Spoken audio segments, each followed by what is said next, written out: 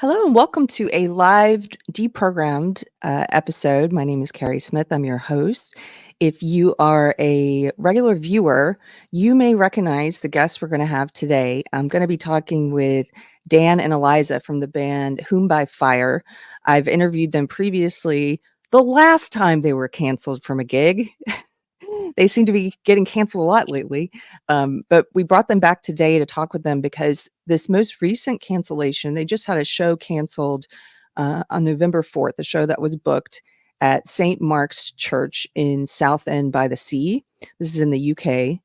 And there's something about this story I find particularly disappointing because it's the cancellation is coming from a church. So they had a show scheduled on November 4th. The show was canceled. The good news is they found another church, St. Andrew's, another venue for the show to go on. We have a clip from that show that we can show you later. But please welcome Dan and Eliza from Whom by Fire.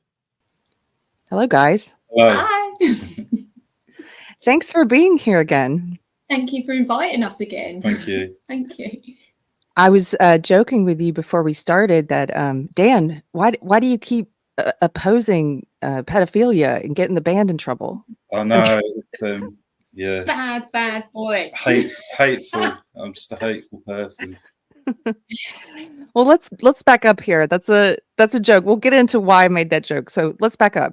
The last time we heard from you, you had just been canceled from a folk festival in the UK, and the nature of the allegations were very vague. And that seems to be the case as well with what just happened at the St. Mark's gig on November 4th. Can you start off by telling us how did you first hear of that there might be a problem from the church? So we got an email. Actually, it was a Facebook message to our little group that we had set up.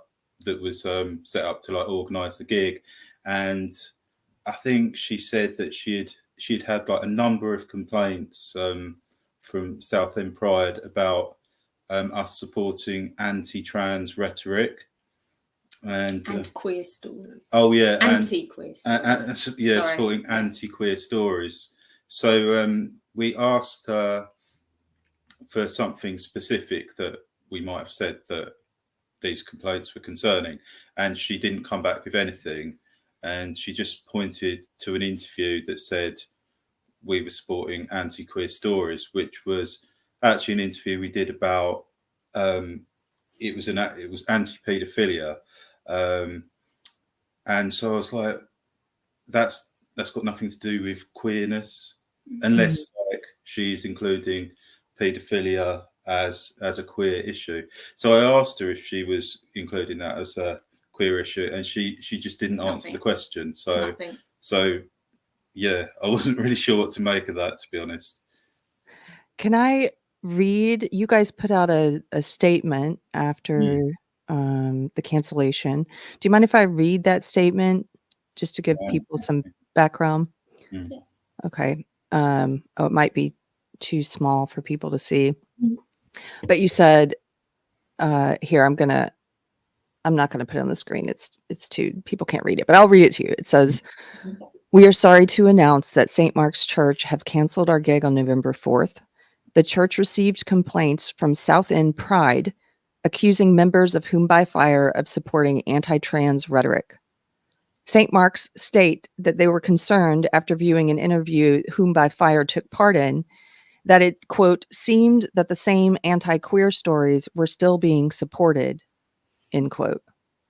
The interview was highlighting issues surrounding a book reading at a Pride-promoted event, the author of whom described pedophilia as, quote, ripe for redemption, end quote.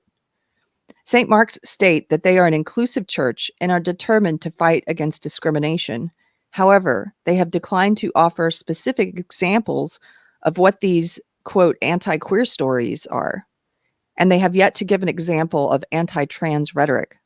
We, Whom by Fire, Doozer McDoos, Gabriel Moreno, and Winter, are all confused by this statement. St. Mark's have excluded us and canceled a night of incredible music by creative artists with a wonderful audience. On a more positive note, we're happy to announce and thank St. Andrew's Church in Westcliff for hosting our event, which will be held November 4th. And you said all the previously purchased tickets would still be valid, and you guys, you did that show at St. Andrew's. Yeah. But can I ask you about this part? Because the nature of the accusations are so vague, just like the last time you were canceled. In this case, though, when you asked for more clarification, like, what are you talking about? What anti-queer statements? What anti-trans statements? They sent you a link to an interview you had done, which was about you, Dan, having issues with a book being at a Pride event, which is for children and families. What's the name of that book that you were talking about? It's called Towards Gay Communism. And specifically in that book, what issues did you have with it? Well, I haven't read the book. It's not really, it didn't sound like it's my sort of thing, but that when I saw it as being promoted by Pride, I was like, oh, that sounds a bit risque. And in the bio that I read about the book, it said that a few of the things that Mario Melli was promoting was paedophilia, necrophilia. He apparently liked to eat his own shit, and I'm sure like plenty of other things as well. So I don't think, you know, some people saying like, oh, I wasn't understanding the context, but nobody's told me what the context actually was that I didn't understand. So, and obviously I was called all sorts of names compared to Hitler, all of that sort of nice stuff, you know, inclusive, kind words. Aimed at Radical kindness. I think that's what they call it when they attack you. Radical kindness. Yeah. Well, I pulled up some stuff from this book, the Mario Mieli's Towards a Gay Communism, and I want to credit, by the way, I'm going to show a clip from her video later, but I want to credit the famous artist Bertie Rose, who's an excellent human being, and she's covered this story, and I linked her video below in the description of this video. Definitely go check out her video. She does a great job of covering this and getting everything in a very concise way. So I first heard about these sections of the book in her video. I'm just going to read a little bit. This is an article about the book in which they include some excerpts. So this is from the book that Dan had. You know, his opinion was that maybe you shouldn't be reading this book at a family pride event where children are there. So here we go. Quote, "What in homosexuality particularly horrifies homo normalis, the policeman of the hetero-capitalist system, is being effed in the arse. And this can only mean that one of the most delicious bodily pleasures, anal intercourse, is itself a significant revolutionary force." Sorry. "The thing that we queens are so greatly put down for contains a large part of our subversive gay potential. I keep my treasure in my arse, but then my arse is open to everyone." And then he continues to describe what he means by he's open for anal sex with anyone. He says, here it is, including, quote, "children and new arrivals of every kind, dead bodies, animals, plants, things, flowers, turds, ... And the person who's reviewing the book here says, again, the sentence ends with ellipses, this time to indicate that the list could continue. The list of things that he keeps his arse open for could continue. But we know that the list of things does include children, dead bodies, animals. This is a guy, he later in this book says that this should be ripe for redemption. That basically having sex with a child should be ripe for redemption. So I want I want to ask you, I'm sorry, I know this is very disturbing to anyone listening, I'm sure. But I think it's important to drill down and figure out what is it that the church had a problem with. So can you tell me, did they ever explain to your satisfaction why having a problem with this book was somehow anti-trans or anti-queer? No, No, nothing. It's all. It seems like it's always the way that when they say you've done something, they will just say you have been anti-trans or anti-queer, and then they will come back with no real evidence. How long did you guys go back and forth with them? Oh, it was about over 24 hours or so. Yeah, it was a few days. Or was it a few days? Well, I think they just stopped responding to us eventually. Yeah, I mean they had to put it further up into the church, like the diocese, and it went to another vicar who ended up sending me an official email saying that they were cancelling us. The vicar. Yeah, and then the vicar from St Andrews, Paul, who's an absolute legend, he received a call prior to our gig at St Andrews from the archdeacon, telling him basically what was going on, not actually saying don't put them on in your church, but letting Paul know that was the situation. It is astounding to me that so many within the church, I mean, it shouldn't be, knowing the history of child abuse scandals in the church, but it's kind of, my mouth is on the floor hearing that so many within the church are willing to cancel a ban for what amounts to posting an opinion against a book that promotes having sex with children. Yeah. This is a church that has a very, I would say, quite a big trans community. They hold, I believe they've held events at the church. They hold pride events at St Mark's. Hold pride events at their church, and it seems like they probably rely on that as well. For I don't know how much of a financial incentive there is for them to do that, but they did actually hold drag queens for children there last year, though, which again was pretty weird. Yeah, in a place of worship. Yes. I said I was going to play a clip from the famous artist Bertie Rose. I think this is a good place to play it because I've interviewed Bertie Rose before. I think she's an amazing human being. And like I said, you guys need to all go watch this entire video. She includes all of the correspondence, a lot of the correspondence that the church was sending to you guys, in which they were encouraging you to meet and sit down with the people who made the accusations, the people who complained. And the people who complained were a group called South End Pride.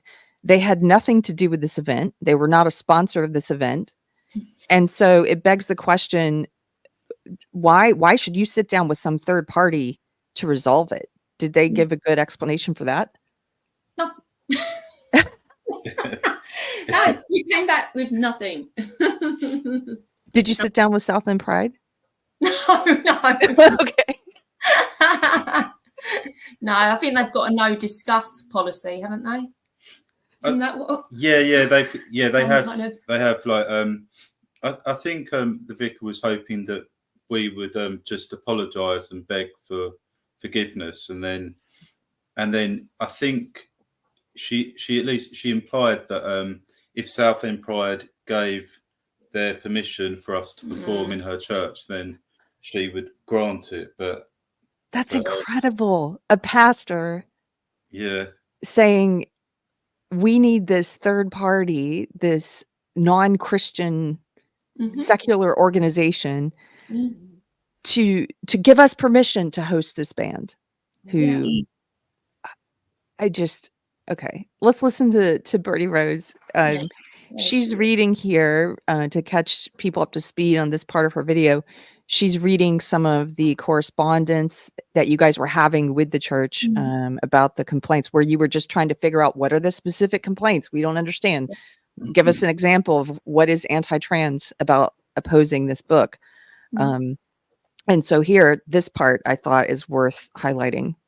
Liza wrote back, I'm at a loss as to where in those links you have sent we were supporting anti-queer stories. And this is the interesting bit. Listen to this. The Reverend wrote back, I am mostly concerned about the Pride community's reaction. So if we can meet together, that would help the situation. Do you know what that means? The Reverend of the church is worried about the reaction of the Pride community. The church are scared of Southend Pride. It's, in my opinion, it comes off like they're being bullied and strong-armed and they just don't want the hassle. I think this Reverend and St. Mark's Church, they need to make their mind up. Are you a church of God or are you a church of queer?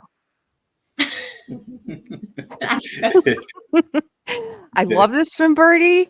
I don't even, from what I recall from our interview, I don't think Birdie is even a believer, but I'm not sure if she is. If I'm wrong, please correct me in the chat. But she is speaking God's truth here. And it's a beautiful thing to see. Like, who do you report to? Who owns you? Who do you worship? Yeah. Because this church is, by all appearances, they're not reporting to God. They're not worshiping God. They're not getting permission from God. They're going outside. That you can see in people's behavior who and what they worship, who and what owns them. So I think a Christian would say, or I'm not going to speak for all Christians. I, as a Christian, I'm owned by God. I'm not owned by some third party secular organization and fears of what they might do. Yeah.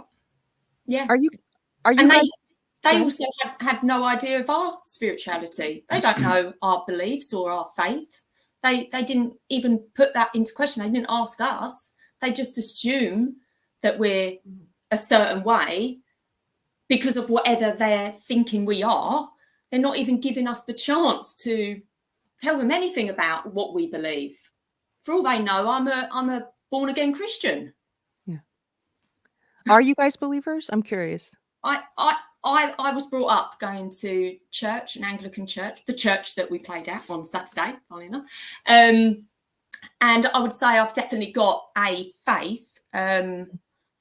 But it's it would be a whole new conversation, really, go into it. But yeah, we talked about it a little bit last time.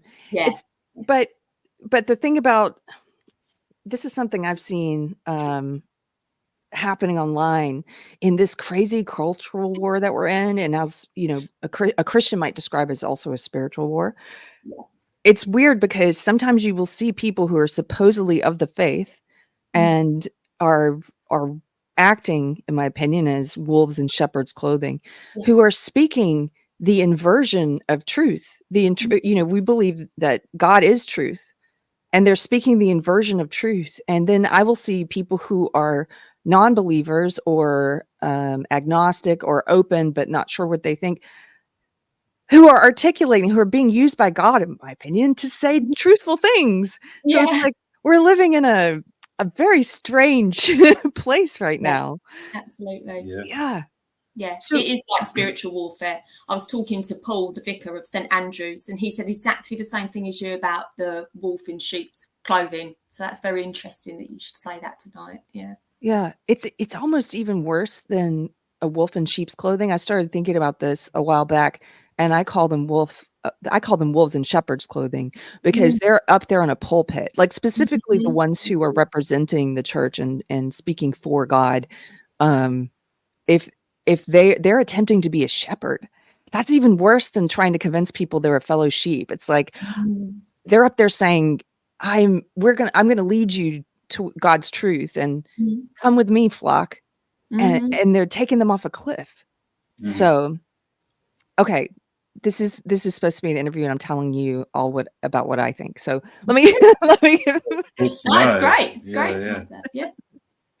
So So tell me about the positive side of this cancellation, because I think there's always a silver lining. Yeah, always. I think it worked out for better, really. Yeah. I mean, we've only been properly cancelled, I think, twice now, but every time we've been cancelled, we've been presented with new opportunities, which have turned out to be like really good for us. Yeah. And this was another one of those situations, and we got offered this beautiful new venue, and we've connected with a wonderful vicar from another church who's really supportive and shares a lot of the concerns that we have. Yeah. And I think building community is really important in times like this, and hopefully encouraging others who have got the same concerns to speak up as well. Yeah. And I think that's definitely one of the reasons why I feel it's important for me to be quite vocal about what I believe, is to hopefully encourage others to wake up. Yes. Or to just to like grow up here a bit, I suppose. And you know, if you see something that's like so wrong, then how can you just sit there and not scream about it? Yeah. And the people who are on the quote unquote other side, the kinds of people at South End Pride who complained, for example, they're not shy about sharing their opinions. No. Yeah. Although they want to stay anonymous, they don't want to actually say who they are. Yeah. Don't know whose complaint about us. So I've got a clip here to show from your St. Andrew's gig. Before we show that clip, did St. Andrew's, are you aware, did they face any blowback for rescheduling you at their church? No, like I said, the vicar did get a call prior to the event from the archdeacon, but he and that was it. It wasn't anything else, so that was good. Cool. Okay, let's see. I think I can make this bigger. I'm going to give the same caveat I give anytime I show music on this channel. It's not going to sound the best because I'm showing it via YouTube. That always happens. So go and check out Whom by Fire here on YouTube so you can watch their stuff directly and not have it filtered through a live YouTube stream. But let's show a little clip of this.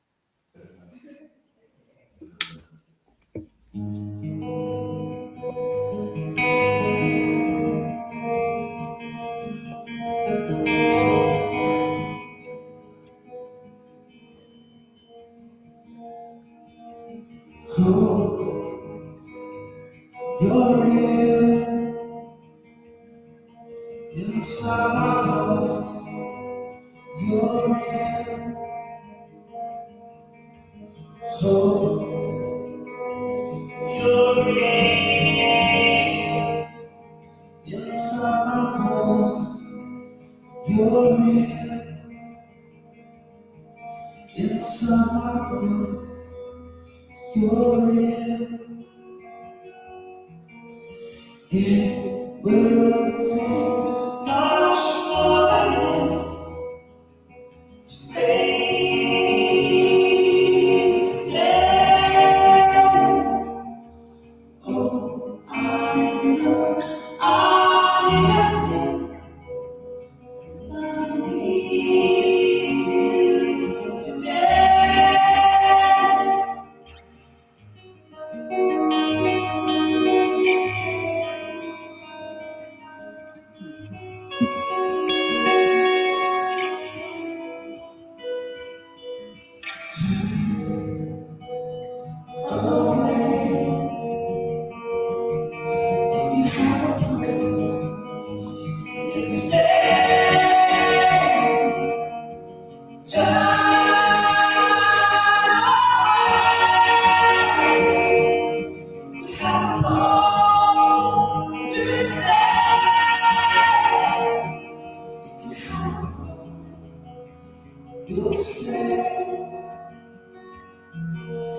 It will take much more than this to face the day.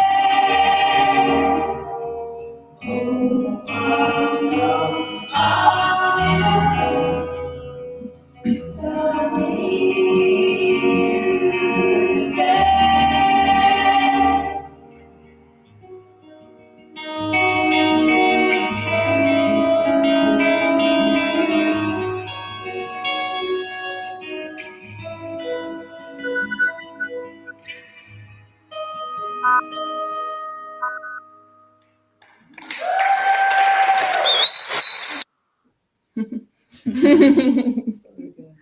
I love your music so much. Thank you. Thank you. It's just celestial, ethereal. Are those the right kind of words? It's Wow. it's just beautiful. So I'm so glad that you're out there doing what you do with your music, not just saying what you think and not letting fear stop you, Dan, but with your music, just continuing. Mm. You don't let people stop you. No. You were like, okay, church, cancel this. We'll find another church. Yeah. Yeah, we're not going to let it stop us. We love it. Yeah.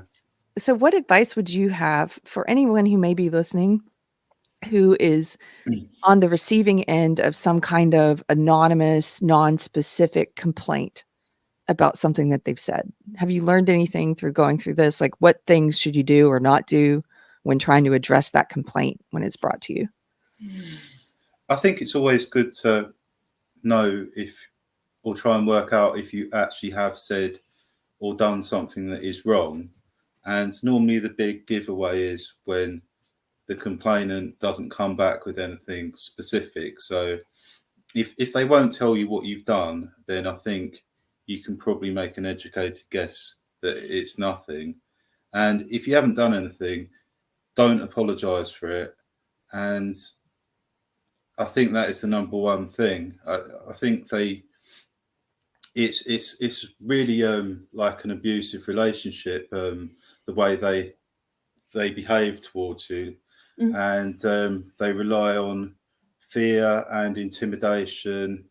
And as soon as you accept that, see them as the sort of domineering force, and that they get, it feels like they get a bit of a kick out of it. So I think don't give them that.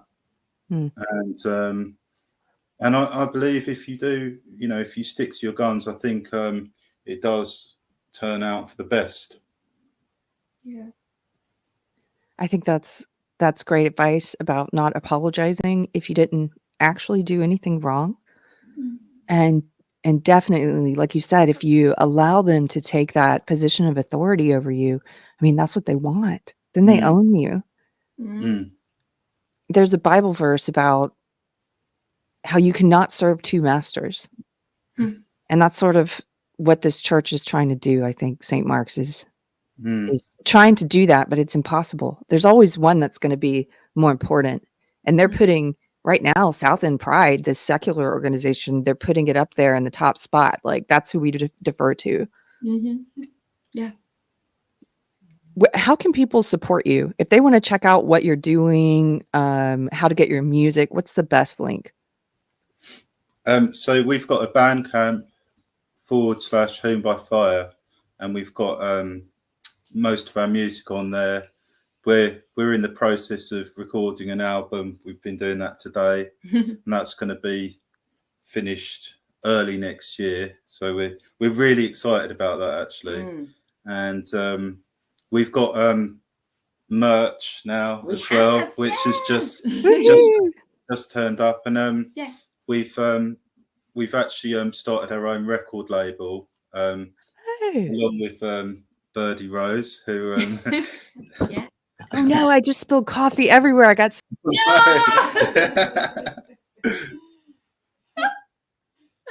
Oh no. Oh, is she gone? Oh no. Maybe she's destroyed her keyboard. I don't know if people can still see us though. I'm back. you okay? I'm so sorry. You're like, we just started our own label with Birdie Rose, and I'm like, yes. Oh. It's okay. I can clean this up later. But it like, okay, we're good. We're good. This is what happens with a live show, guys. You're just watching the magic happen, audience. Wait, so you started a label with Birdie. Tell me about that. I didn't know about that. Yeah. Yeah, so we started our own label with Birdie and Doos and McDoos, Okay. who's Birdie's partner, and Better half. better half. Well, depends who you ask, really, Yeah, doesn't it? And so we're going to release a record next year, and I think Doos is going to release some material as well. Mm. And our label is called Wrong Think Records. So I love it. Yeah. Wrong So that's Think, in the t-shirts as well. yeah. Wrong Think, Wrong Sing. You guys are wrong singing, okay? Yeah. We have all kinds of wrongdoers in this chat. We have wrong knitters. We have wrong sitters, wrong gamers, thinkers, Yeah. singers. Yeah. So, Mhm. well, I'm just so happy that you, like I said, that you're not backing down, that you're standing for what you believe in, which is something very basic. It's just the belief that you should be able to have different opinions, even if your opinion is considered controversial, like opposing sex with children. And it shouldn't be. That's the point. It shouldn't be. But even if it were something actually controversial, you should be able to have opinions, and not have fear or this cancel culture that we live in stifle you. So I think you're very inspiring. I think your music is just delightful. So Thank you. thank you for coming on today. We do have the links below, where people can check out your music, and we've the Bandcamp. I'm going to add that one. I've got the YouTube link below, but I'll add the Bandcamp one. Do you have any final words or anything else you want to touch on today? No, I don't think so. I think just for me, like it does feel like whether you're a Christian or whatever you believe, it definitely does feel like we're in some sort of spiritual battle. So and I think it is really important for if you've got a strong view on what is right, I think it's really important. Now is the time to stand up and play your part in whatever this battle is. So Are you a believer in God or something like bigger that we don't understand, Dan, or open, or are you atheist, or I don't know? How would you describe your connection to that? I was brought up a Christian, and then I became not a Christian, and now I don't think I've got a traditional Christian faith. I've got a lot of respect for the Bible, for Jesus, and I think there is definitely some truth there. I personally believe some of it is probably being misinterpreted, but there's definitely some truth there as well. Thank you for being willing to talk about that, because I think it's so interesting that there are. I've met so many people in the past 2 years who are not necessarily Christians, or who are actually, atheists, but they also call it a spiritual war. James Lindsay, who I've had on this channel with my pastor, James Lindsay is an atheist, but he calls it a spiritual war. Now, it's so interesting to see that overlap because, I don't know, just as someone who watched all of the wars happening before woke became the dominant religion sort of across the world, there used to be all of these wars going on between the atheist community, or the new atheists, and prominent Christians. And I think now we're at this place where a lot of non-believers are like, wow, there's whatever the problems they may have with particular faiths, they're like, oh, but this woke faith, this cancellation faith is something very different and very dark. And so we have this like common ground on coming from different places or different perspectives or different worldviews, but saying like, no, there's something seriously evil happening here. Yeah. Yeah. Yeah. Well, thank you guys again. We're making this a short one. I want people to go check out your music. I'm afraid I may have fried my computer, so I want to check that out. Oh no. I'm sorry. No. No, I think it's gonna be okay. I just want to get it cleaned up before it sets in. Somebody at Pride has probably got a little voodoo doll out, I reckon. You guys, I'm gonna also leave you with this. You should come to Texas. Come do some music in Texas. Yeah, we'd love to. We'd love to. You are welcome here. And yeah, I would love to meet you in person. So open invitation. Yeah. Cool. Okay, well, thank you guys. I can't even use my mouth to close this video now. We're not gonna be able to end it. Hold on. Hold on, I think I can get it this way. Okay. This is so awkward. You're like, why did we talk to this awkward lady? Okay. Okay, here we go. Okay. Thank you, Whom by Fire. You're welcome. Thank you.